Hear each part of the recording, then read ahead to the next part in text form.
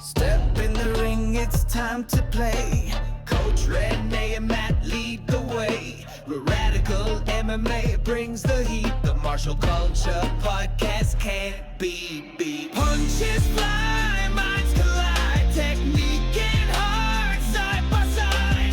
Tune in now, don't hesitate. The martial culture podcast, great and straight.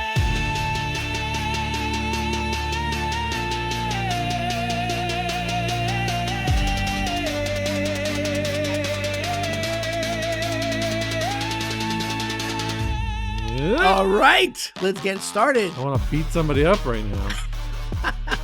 Look at all this coffee I have. Look at my bug Yeah, here. that is Like you said, it's insane. bigger than my head. It's bigger than two of your heads, I think. My God.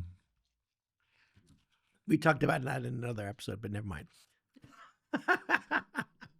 All right. Disclaimer. So, Hi. hi, hello there. Good.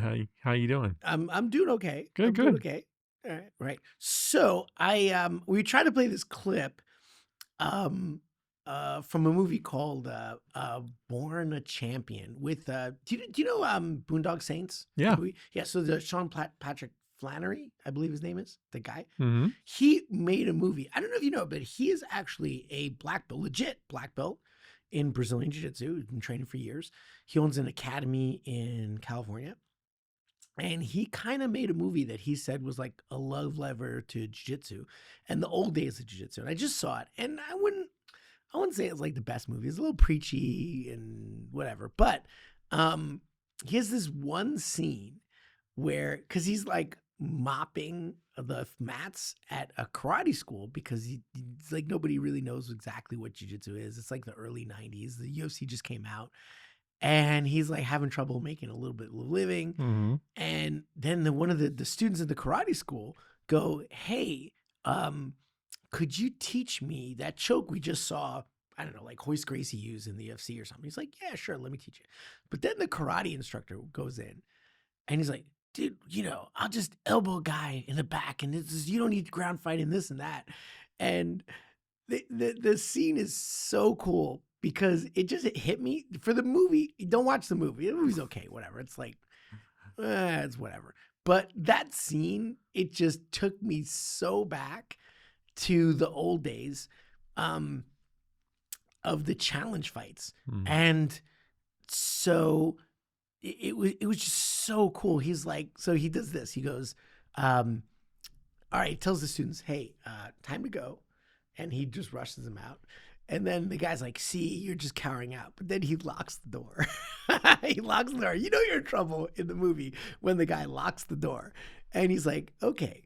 He's like, now I'm going to show you why all you teach is bullshit. And I'm going to clinch. You're never going to even lay a hand on me. I'm going to take you down, mount you, take your back, and choke you out.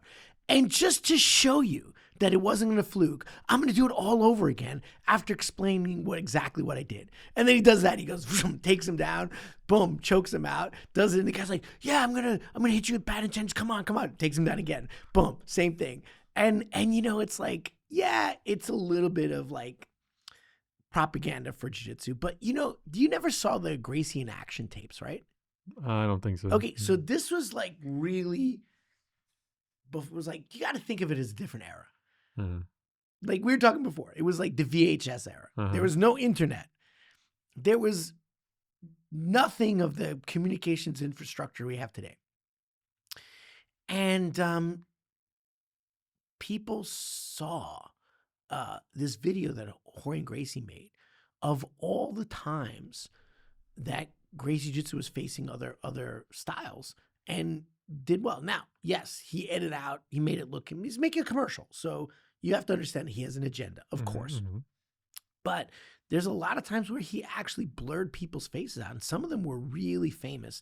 And that was respectful. But there are times where the Gracies weren't always super respectful too. Like let's not sugarcoat it. But the thing is, they put these fights together, and a lot of them weren't the Gracies going to other places. It was other places, other people coming to the Gracie Academy and saying, "Hey, I just want to fight," because they put out a challenge, right? And one of them is you could just tell. There's one. It's exactly like the scene in the movie, And the guy comes in, and I remember it's Hoyler Gracie chokes him out. And the guy gets up and he goes, I want to do it again. Like, I don't believe that it works. Yeah. And I'm like, it's very interesting because dumb people can't really understand jiu-jitsu. Like, people always ask me, like, what's your ideal student? And they're like, you want him to have talent or speed or like your arm length. My ideal student is someone who's coachable and a bit intelligent. Because if you're dumb, you're not going to appreciate the technology of the system, right? And so when dumb people dumb meatheads encounter jiu-jitsu, they're like, it does not compute. Why? What is this thing? Because a high enough level of technology is indistinguishable from magic to people who are not inculcated in that technology, right? So just like the Aztecs, when they met the conquistadors and saw them on their horses, they thought the conquistador and the horse were one animal, like a monster, because they'd never seen an armored horseman before. They're like, oh, what is this mythical creature, right? Yeah. No, it's just the guy on a horse, right? And the same thing if you took like a machine gun and brought it down to the 5th century, it would be magic, right? So at some level, the control theory of jiu-jitsu is a piece of advanced technology that is unfathomable to the people who are not familiar with it, which is also why the UFC is like I always say that people are like, you stop hugging them, whatever, because people are not understanding what goes on in grappling. They just can't. It's hard to follow because it's technology. Like when you open up a car hood, I don't know what's going on under that hood. Like I don't know. It's like it's the carburetor, I guess. I don't know what's over there. Like I don't know anything. Right? It's like I put the key. I put the key in. Yeah, I put the key in. And I realize there's no more keys. It's just right. You press the car to go, and it goes. Take me to the store, please. Yes, exactly. And as soon as it's gonna be the car's gonna drive itself. And honestly, do you know how the internet works? No, it's a series of tubes. Yes, exactly. I don't know, right? We were not inculcating that technology, so of course we have some understanding of it, but at a basic level. But jiu-jitsu in its series of technological innovation, meaning the control innovation and the transition innovation, are like magically amazing. And you need to be a little bit smart to understand how it works. But that scene is great. It reminds me of the old Gracie in action where the guy's like, no, that was a fluke. It happened again. And it happened to me. People come in and like, I tap them out and they're like, how you fat old man tapping me out? That must have been a fluke. Let's go again. I mean, I can't tell you how many times. And it depends on how the energy is. If the energy is like, oh, that was really interesting. Can we try again? That's fine. But it's like, let's go again. No, it was a fluke. I'm going to get you this time. And I'm like, that gets tiring really fast, right? So yeah, anyway. That's interesting. Yeah. So watch that scene. Yeah. But It's in the middle of the movie. And then he just takes him down, mounts him, back mount, choke, does it again. And it was a time and place. It was like circa 1992 where the martial arts world just completely was different and shifted. And it's great to see that mixed martial arts is in put in a level of reality into the common person's understanding so that they are not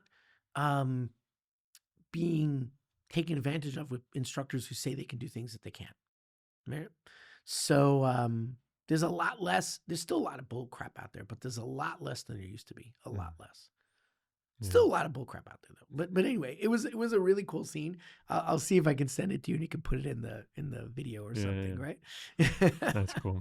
So the early 90s was the heyday, the big push for Brazilian Jiu-Jitsu. Yeah, I mean, I remember my first experience of hearing the word Brazilian Jiu-Jitsu was opening up Black Belt magazine. I have to say it was around the time that the first Lethal Weapon came out, like maybe 86 or something, the very first one. Because, Mel Gibson was trained by Rene Gracie. Oh, yeah, he does actually a triangle choke at the end.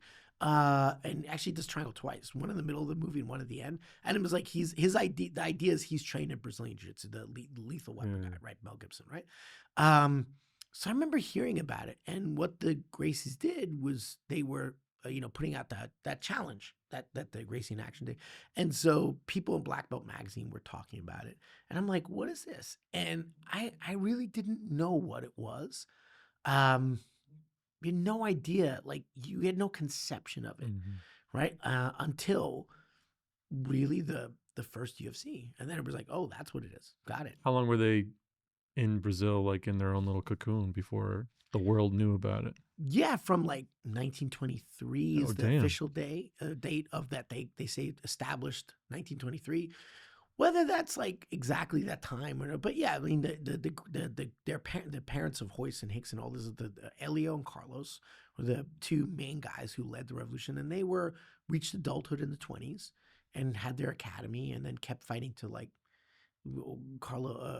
Elio fought until the 50s, I guess, and then he kind of retired, and then the next generation took over, right? And then the next one was Carlson, which was the firstborn of Carlos Gracie, and I believe he was the firstborn, yeah, and he was like the champion of the family, and then in the 80s it became Hickson Gracie as the champion, or Holes was champion for a bit, who was Elio's, raised by Elio, but he was actually Carlos's son, but raised by Elio.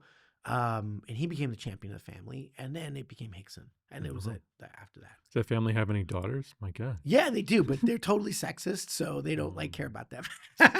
It's like Elio is like, like this is where you have to do. It's like you ever people talk about like you have to separate the art from the artist. Michael Jackson, like yeah, exactly. R. Kelly, stuff yeah, so like that, right? And at some level, you have to. Bill Cosby, my favorite comedian. Really? Oh, who's your favorite comedian? He's my favorite rapist. Okay, that's terrible. I'm gonna bleep that out. Sorry. I'll take that out. I don't know. No, that's all right. Just leave it in. We don't have to be so PC, I guess. It's a new era. But yeah, you got to separate. You got to find a way to compartmentalize the art from the artist. Yeah. I mean, I think it's a little difficult when they're making money from you. But if it's someone who's already passed away or not, then whatever. Like Michael Jackson's dead. So yes, he was like a very problematic person. But I can enjoy his music without feeling guilty because I'm not supporting him or aggrandizing him in terms of monetarily in any way. The same thing with Wagner, the composer. He was basically a Nazi. I mean, it was not it was before that, but basically he was a anti-Semitic, horrible person. Right. But his music is like amazing. Like it's like great to listen to. So, however, Elio's, I don't think he was a bad person, but he had some very, very, very strict views on the way to live a life. And first he, women were just, people there to make babies. That's it. That was like his thing, right? And sex was only there to make babies, right? That's it, right? That was the only reason. You only do that, and that's it. And poor guy. And I mean, he was a very interesting, highly obsessive person. Yeah. In that focus was jiu-jitsu, right? And then I think the Gracie family has, a huge amount of people, like any family. You have people who are awesome and people who are like, and then people who and people are facets. Like not everybody's one thing. I say like this person's good, this person's bad. No, I mean depends on what part of the day you hit me, what my attitude is gonna be, right? It depends. Maybe somebody cut me off on the road and I'm just a little grumpy or whatever, right?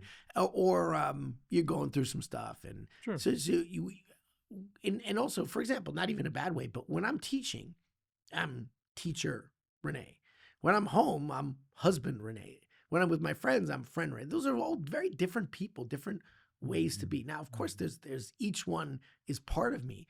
But it's a different face that you show the world, because that's what you should do. You do, right? And so there's different aspects of your personality. Yeah. Do you have any firsthand experience with any of the Gracies? Yeah, I met Clark Gracie and trained with him in San Diego. Nice. Absolutely incredibly awesome individual, really nice guy. I cannot say enough good things about him. He was a great guy, great person, very soft spoken, real gentleman. Yeah, just been welcoming and to train with him, and had a great time. And he was very complimentary on some of the things I did. And I said to him, because I do this move called the omoplata, right? And he's like a master of it, right? And we're rolling. He's like, hey, you're pretty good at defending my omoplatas. And I'm like, yeah, because I've researched you and your game for years, so I could copy it. And he's like, oh, and he still like, we had a great roll, and he did really well against me. I mean, he's really legit, super amazing guy. But like he stopped. He goes like, wow, you're really good at defending omoplatas. I said, yes, because I studied you. Like I literally watched your tapes for hours and hours. He's like, so we hit it off really well. But and then I had some experience with some of the other ones a little bit here and there, but not as much as that. And like any family, they're good, and they're good. And you had a lot more interaction with like machados, right? Yes, exactly. That's their cousins. Yeah. Very cool. A storied history from Rene. Yeah, not so. I just speaking of like how the UFC sort of like kind of like made the martial art world better in terms of being more honest. I was really, really impressed with this Krav Maga instructor, what he came out and said. Now, do you remember what my opinion? Bullshit. Exactly, right? I mean, he's like, he comes out and he's just really honest. And he says, hey, majority of Krav Maga students cannot fight at all. At all. Right? He's like, they're goddamn terrible. And I'm like, applaud him for his honesty. Now, I think because he's in the Krav Maga world, there's certain things that like third rail that he won't touch, because you don't go there, because otherwise his world will collapse, right?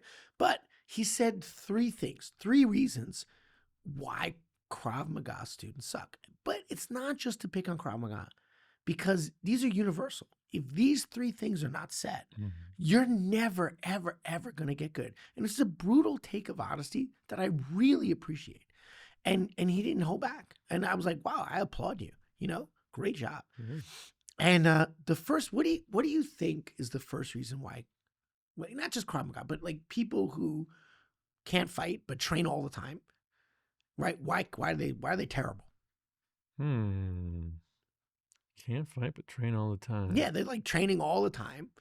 What's one reason why you would think that somebody's in a kung fu school or something and they train all day, but then it turns out they can't actually fight? Bad at retaining information? Okay, that's true. Okay, absolutely. That's a great answer. What about the style itself? Sure, if it's flawed. Like right. Tai Chi, if you're training Tai Chi all day. Yeah, and you're like, okay, so let's, like we said before, Tai Chi, it depends on what the objective is, right? Right? And it comes down to honesty. So if you're saying, hey, I'm doing Tai Chi just for recreation and culture, that's fine. But I'm just saying, so let's just talk about the fighting arts, the arts that say, hey, we're good at fighting, right? So yes, one, your art is bullshit, right? Absolutely, your art is bullshit. But what if your art is really good? The art that you come from is really good, but you suck, right? You just suck. Yeah, okay, that's true. That's right. Like, we're going to get to that, right? But what about the art itself?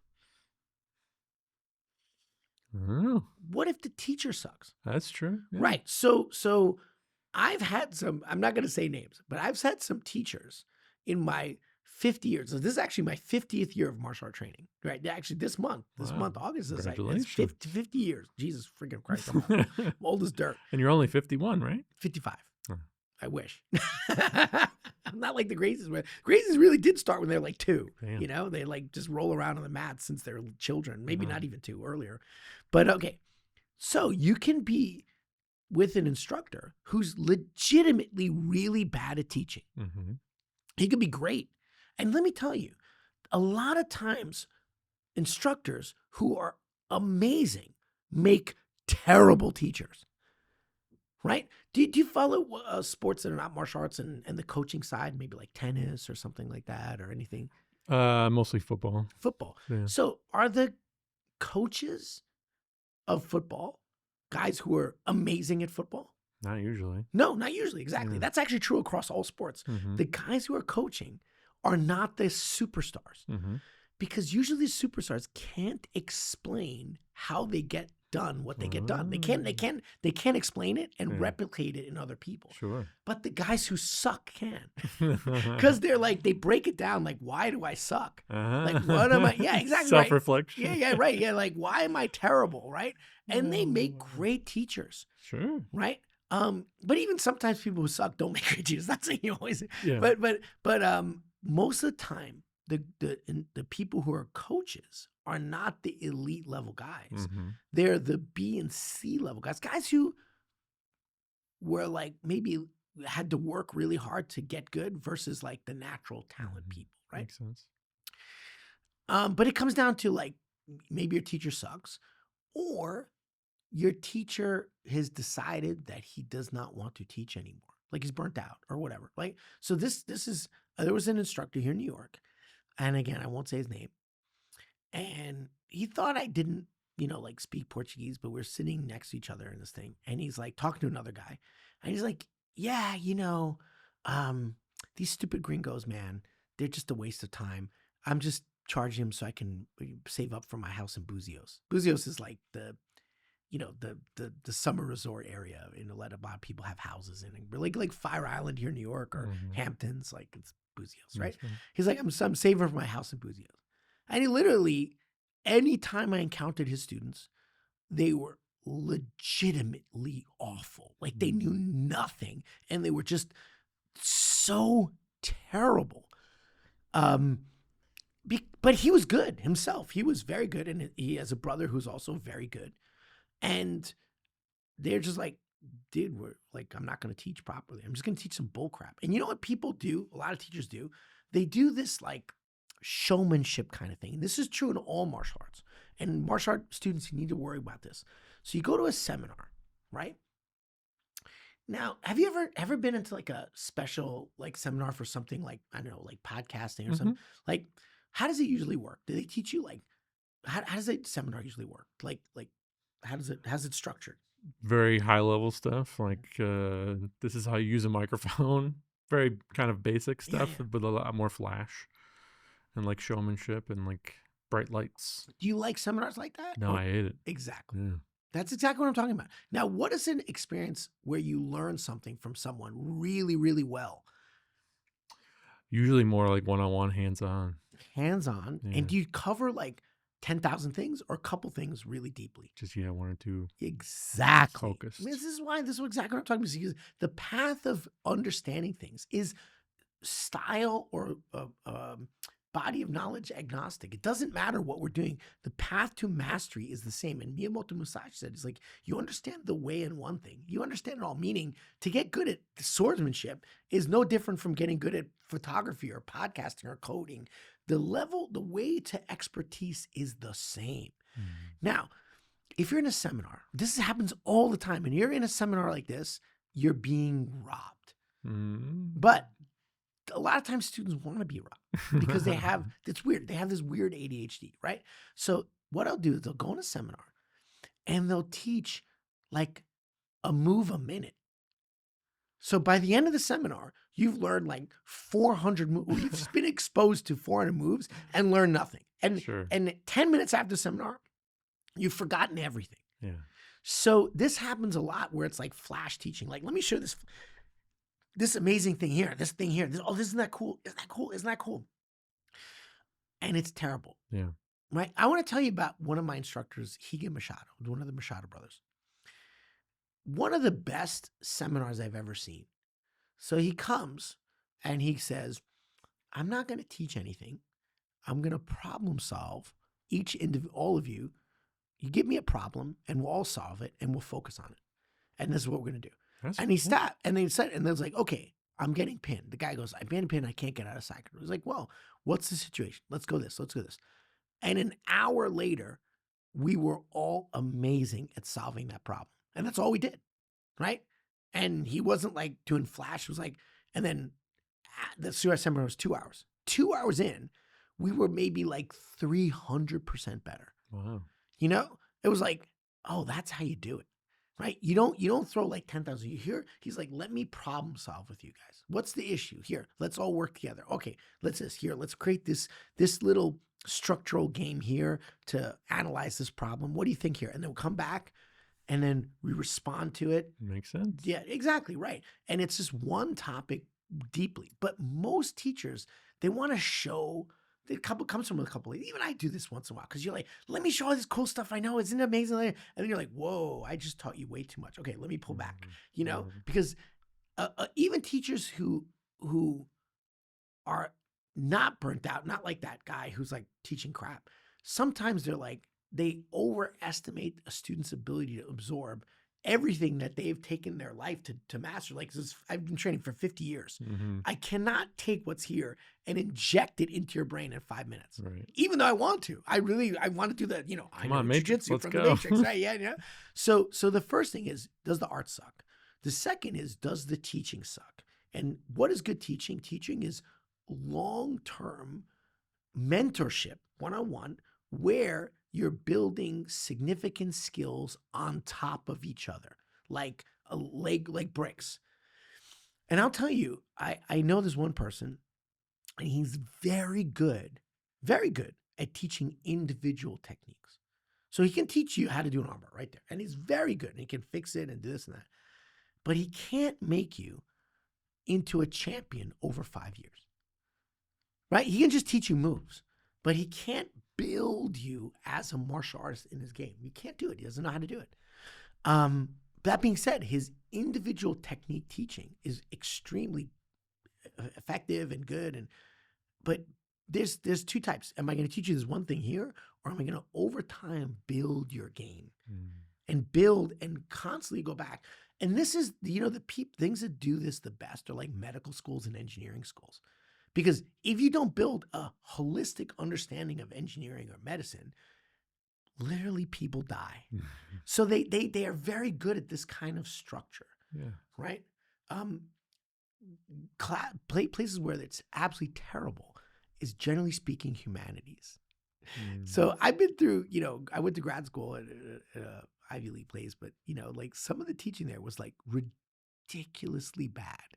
And I'm sitting there, I'm like, yes, you're really good at this facet of history, but your ability to project a deeper understanding of this topic is just nuts. It's crazy. It's terrible. So the first one is the art sucks, teaching sucks. Now, that's the first one, right? Your art sucks or your teaching sucks, right? So then you said it. You suck, right? You as a student suck shit. Yeah. Now this happens all the time, but it's not, this is not destiny. Reality today is not destiny tomorrow. Yeah. I sucked shit as a martial artist for the beginning of my martial art career as a kid. Sure. I was just terrible. I was freaking terrible. It was terrible. Matt, what's something you started out badly at but got good at? I'll tell you 2 examples right now. In high school, I sucked at everything because I was forced to do things I didn't want to do. I even dropped out of high school. That's such a good point. But in college, I was allowed to choose which classes I wanted, and I had a 4.0. So I think that having a passion and wanting to learn was more important than being forced to learn. 100%. You have to be interested in the material. Yeah. You can't force feed people. Now, of course, I think we all need to learn how to count and read. But after 4th grade, what else do I need? Let me choose. I don't want to learn math. I can add and I subtract and I can walk and I can talk. Let me learn what I want to learn. Yeah. Basketball all day. It's funny. The Finnish model. So the Finnish model of education is very interesting. From the beginning, like the country. Finland. Okay. Yeah. No, not like the Nike one or something. No, like Finland, right? Yeah. So they do a very kind of almost like a Montessori, but very, very laissez-faire approach, very unregulated. So you choose what you want to study. Yeah. But through that, they start teaching you high level, like, okay, so you like martial arts. Okay, well, through martial arts, we're going to start talking about geometry. Mm-hmm. Well, look at this. Here's this angle here. Here's this here. Oh, we're going to talk about like physics, force equals mass times acceleration, but through this lens of something you really enjoy. Yeah. And they build that broad-based knowledge, but from a place where you're engaging the student's interest very highly. Mm-hmm. It's kind of brilliant. I don't know if it's like replicable on larger scale, because obviously Finland's a small country, who knows? But they're the most educated and some of the most happiest people on the planet. Mm-hmm. So they're not only the most educated. Obviously, they have a lot of issues. It's not just one thing, but they're the most educated, and they're also like consistently the happiest, which means like their kids aren't suffering in class like, oh, I just want to die. I don't want to do anything here, right? But you make a great point. You really enjoyed what you did. So guess what? When you enjoy things, you put a lot of time into them. This is one thing. I was talking about this on my last podcast. So some people come in, like me. I'm a perfect example like this.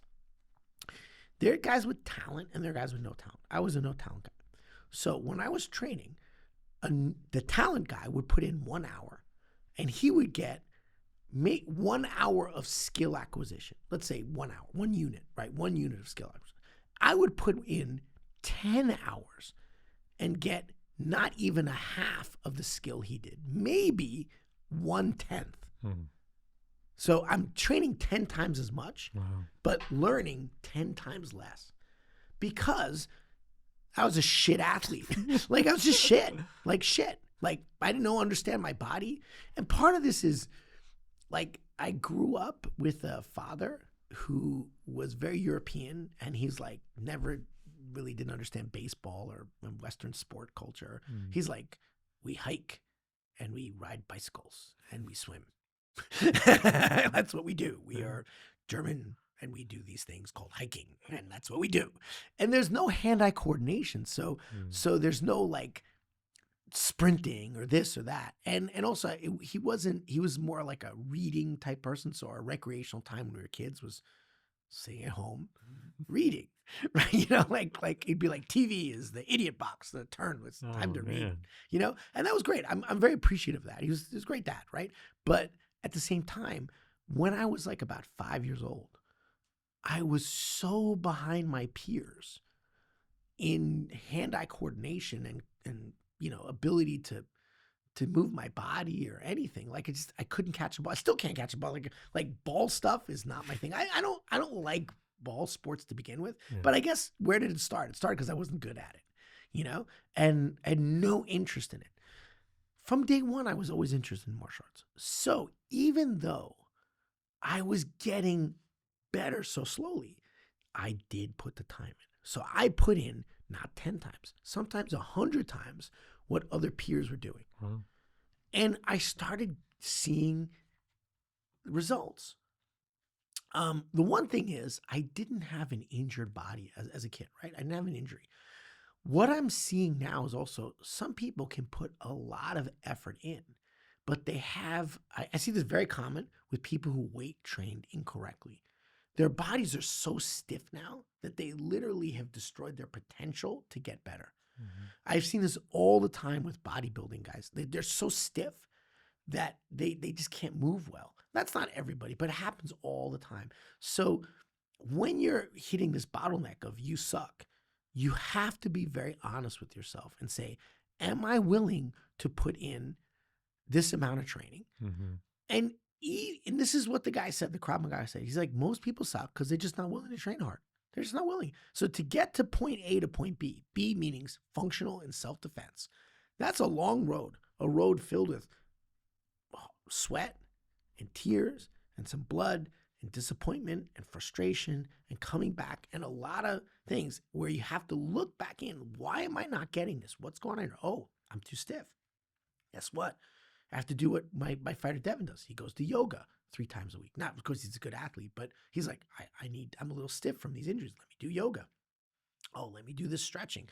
Let me do, I don't have enough stamina. So let me add in my conditioning. Let me add this. So I'm going to have this deep diagnostic of why I'm suck and very honest look in the mirror and say, I got to train harder. And most people don't want to do that, especially recreational places like recreational taekwondo gyms or karate gyms or the sprint strip mall, this thing. People want to come in for 2 hours a day and pretend that they're actually learning something, but they're really not. They will not, they do not want to put the time in, right? They don't want to train hard. You know, once the guy says, the number one reason people quit his academy is because they're like, oh, okay, now that you got this basic stuff down, you got to start doing sparring. Oh, I don't want to spar. Well, how are you going to get good if you don't spar? And then he says, okay, and we have to, like, basically he does jiu-jitsu too. He's just like, and then, you know, you have to understand the ground because the ground is, it's like, oh, I don't want to grapple. I don't want to do that. And it's hard. Yeah, of course it's fucking hard. You know, of course it's fucking hard. Yeah. Everything in life that is worthwhile will be difficult. Otherwise, it's not really worth something, you know?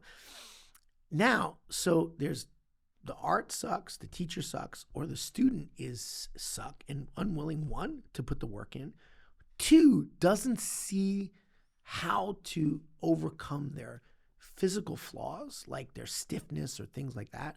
It's like you really, really have to look at yourself and say, what am I missing? I'm missing mobility. And the Gracies actually do this. They have an entire mobility system called Gymnastica Natural, where it's like develops your coordination, your flexibility, your mobility, which is different from flexibility. Like flexibility is like, I can stretch my legs like John-Claude Van Damme. Mobility is I can move my knee around in all ranges of, 360 degrees without pain.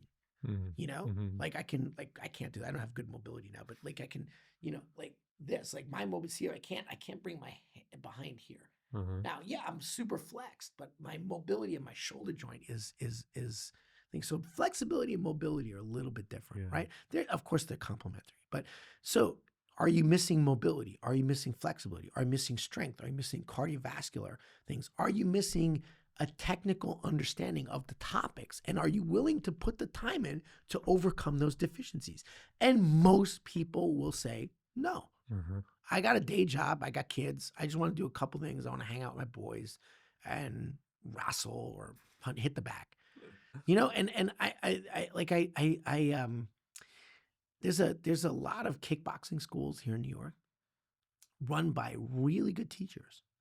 Some not really good teachers, but run by really good teachers who have incredibly awful students because all they do is hit the bag and they're not really interested in getting better. They just want to kind of pretend that they're getting better, right? They want to pretend. They want to go on Instagram and show some gloves. Yeah, I put the gloves on, like this. And then, yeah, so the onus is on the student to meet the committed instructor halfway with not just effort, but an honest appraisal of where they are and the net and the idea of what they want. So I'll bring this. I had a guy come in just today, just before this, just came to my academy, and not to fat shame, but he was overweight. Could tell he was slunched over, so he had bad posture, wasn't very strong. And he goes, yeah, I'm training jiu-jitsu and I want to do MMA and this and that. And I said, well, we kind of like just do MMA here. If you do training at another academy, probably you have to switch over here because we have you're going to be doing cross purposes, right? And he's like, he's not listening to a word I'm saying. He's just like talking over me. And he's like, yeah, I want to make my life in martial arts. I want to be a fighter and this and that. And I'm looking at him like, you are kind of delusional. Well, it's like you're overweight significantly. You don't have good posture or good understanding. You could tell he's a very uncoordinated guy. And he's also in his own like world of not paying attention and not even listening to what I was saying. So I'm like, oh, you do your thing. Have a nice day. I just like was polite. Yeah. Like, yeah, well, because it's political. Why don't you just keep training where you're training and you go do your thing? I was just polite, but I'm like, you would never last here at Radical because you don't have the ability to see where you are reality-wise, right? What you can do and what the effort's going to take for you to make a career in the martial arts, to be a professional fighter. That's crazy. Like, dude, you're not even in shape yet, Mm. right? That being said, those things can happen, but you have to have an honest appraisal. Like, there's so many people.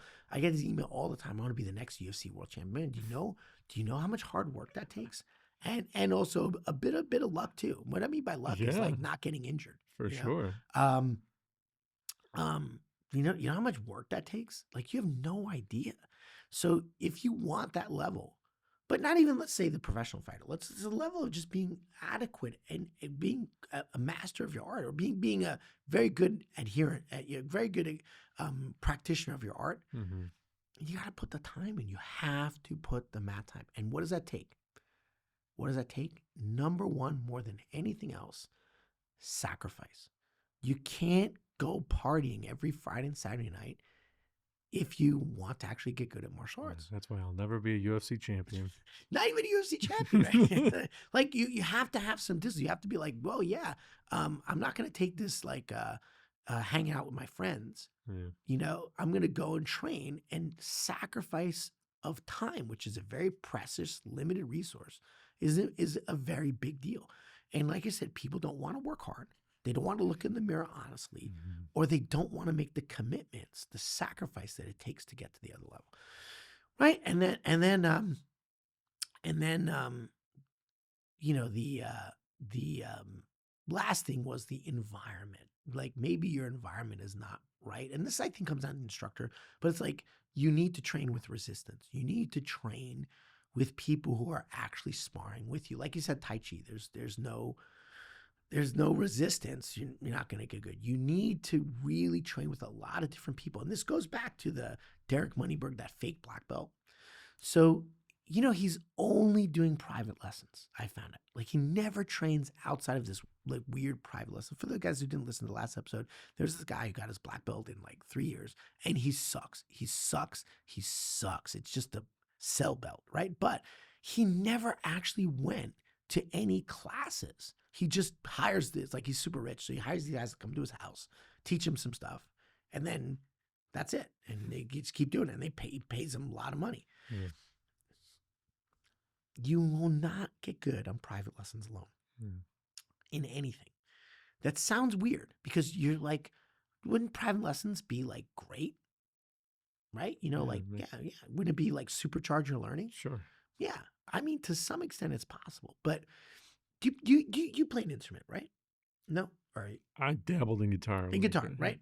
So do you only train guitar with your guitar master, or do you go and jam with your friends in the garage? You got to jam. Exactly right. If you're only in your apartment playing on yourself, there's only so much you understand. In your music. apartment playing on yourself.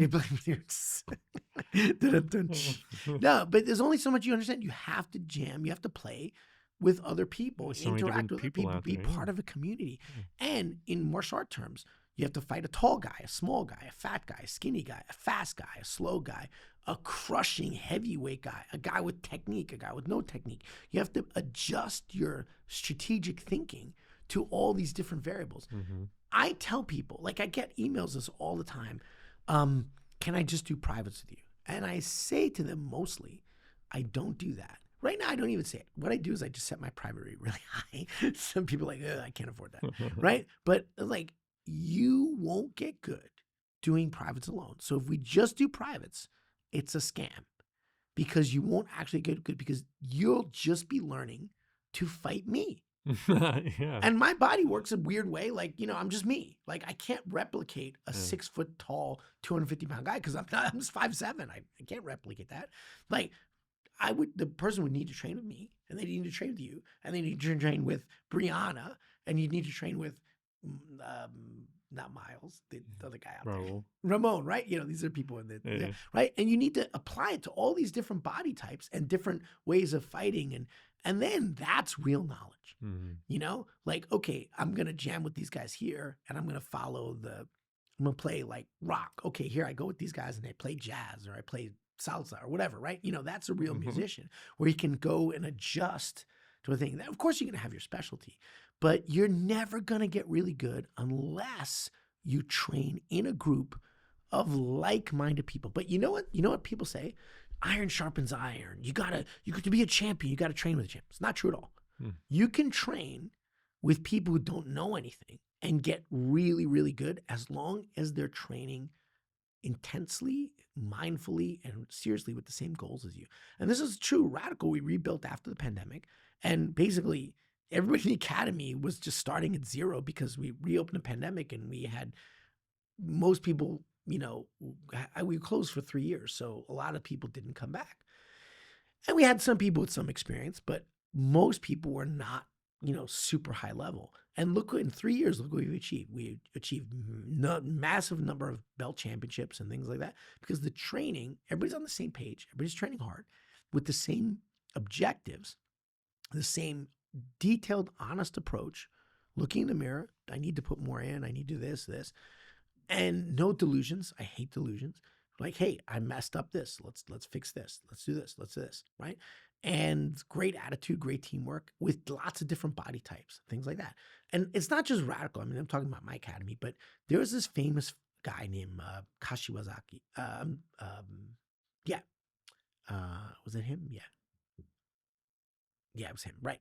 So he was a teacher in Japan. He's a very famous judoka, teacher in Japan, and like a phys ed teacher, and he would teach something else, right? So you don't get to be in charge of where the Japanese education department sends you. They just send you places. Okay. So they sent him in the middle of nowhere to be a teacher.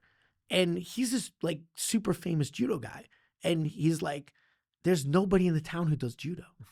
Just like 6 12-year-olds and like 5 13-year-olds who are all like white belt, know nothings. So he took them and said, hey guys, we're going to train hard. Are you in? They was like, in. They're kids, because they're 12 years old. They're like, yeah, let's go. This is fun, right? He created it, and he started training with them. And he wound up winning so many tournaments. And the only judo person to win, I believe, was the world championships in judo. And at the same year, win the worlds in freestyle sambo, Wow. which is a very different sport.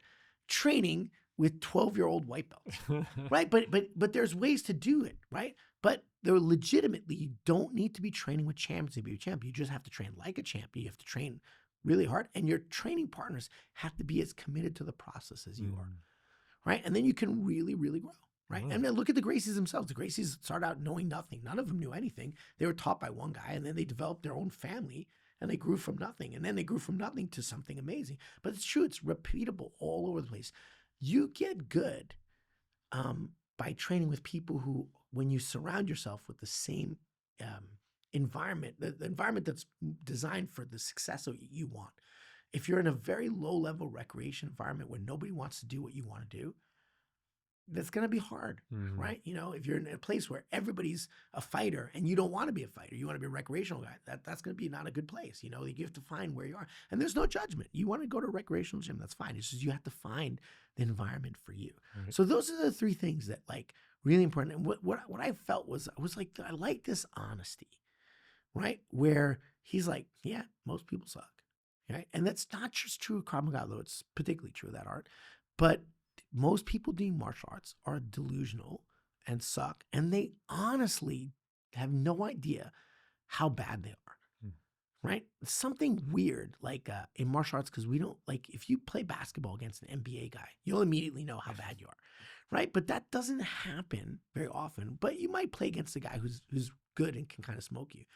But it doesn't happen in fighting because people don't get in fights every day. If you get in a fight every day, you're like a psychopath, right?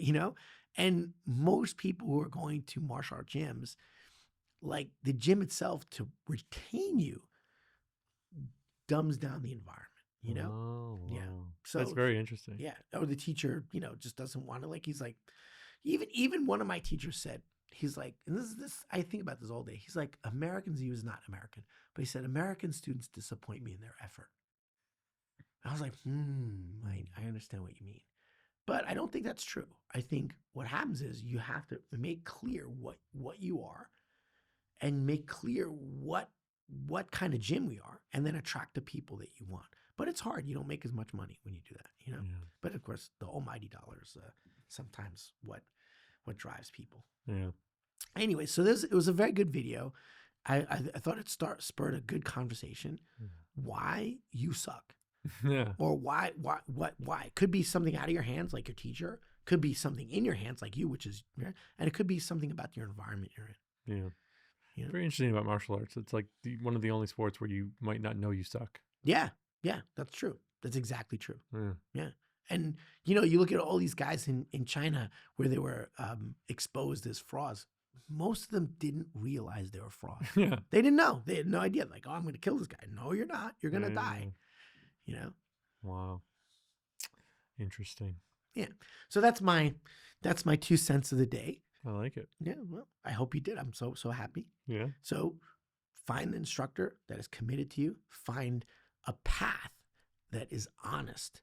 And if you want to get good, you got to make the commitment. You have to make sacrifice, and you have to have a look in the mirror and say, hey, this is a real honest appraisal of where I am, and then go from there. And then you have to be in an environment with people with the same goals. Is there a chance that you could I really want to be a martial artist, and you go to like a jiu-jitsu school and you suck? Should you try all of them and see if there's one that you really connect with? Like all different arts and styles? Absolutely. Like,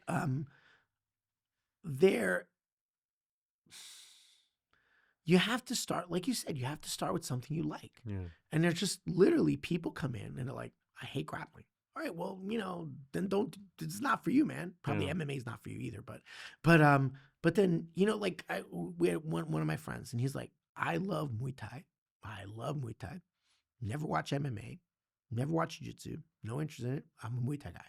I'm like, more power to you. You know what you like. Mm-hmm. Find what resonates with you. But understand what that is and the limitations of that approach. But I would say this. Sometimes it disappoints me, because usually what that is just a fear to suck. Mm. They're like, oh, I'm a black belt here, but I don't want to be a white belt over there. Like, it's kind of like everybody wants to stay, but it's true. Everybody wants to stay in their comfort zone. Yeah. To get good, you have to, part of that is an honest appraisal. An honest appraisal means you have to step out of your comfort zone and go to places that you're not comfortable so that you can grow. Like I said, like you're stiff, you got to go to yoga. Oh man, I'm going to be the tightest guy there, and I'm not going to be able to, who cares? Just do it. All right. Anyway, that's our discussion for today. Thank you very much. Very enlightening. We're signing off. The fight is done. See you next week, dude. Lessons learned and battles won. The journey's long, but we begin.